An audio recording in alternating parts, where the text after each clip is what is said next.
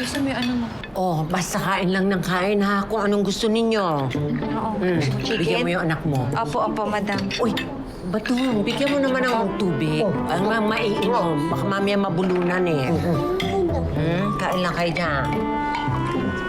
Madam.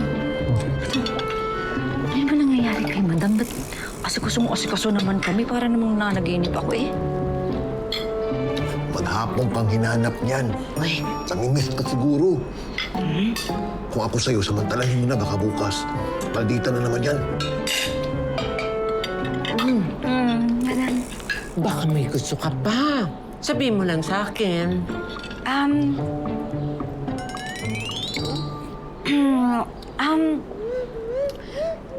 Madam, parang may kulang eh. Parang... Ano? Parang gusto ko yung crispy yung batok. Tapos may mansana sa bibig. Ay, siya, parang masarap ang lechon, di ka? Alam ko na. Ito masarap na Alam mo ba to, doon, may nakita akong lechon na niluluto dun sa kanto. Mabuti pa bilhin mo. Ha? Ngayon din. Kailangan kumain tayo. Ora mismo. Sabay-sabay. Masarap, ha? Bilisan mo. Oo, madam. Luto na yon. Tama ha? Mabalik ako! Crispy yung batok, Baka gusto mo parang kanin. Thank you po, madam. Kain ng kain. Pero, dahil pagkain. Tapos, pabili ka pa po ng lechon. Ay, anak. Mahirap na.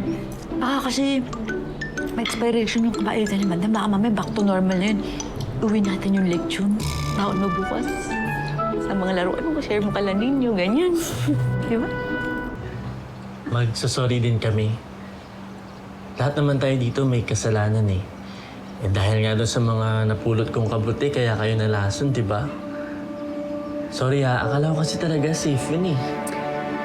Guys, huwag na tayo dapat magsisihan. I think we all have our own faults. And it's good that we are all owning up to it, di ba? Pero hindi kami naging mabuting kaibigan sa inyo. Hindi ko nga alam kung paano nyo kami natitiis eh. Rose, alam ko naman na magkakaiba yung ugali natin eh. Oo, minsan hindi tayo nagkakasundo-sundo. Pero sa huli, magkakaibigan pa rin. Guys, thank you sa second chance, ah. Promise, magiging mas mabuting tao na ako ngayon. So, friends forever? Yeah, friends forever. Friends forever!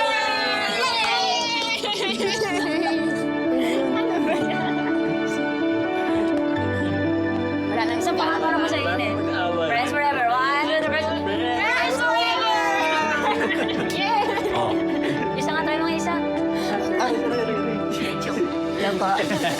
Sir, kailan nga po pala matatapos yung parusa namin? Uwing-uwi na po kasi kami. May kailangan muna kayong gawin.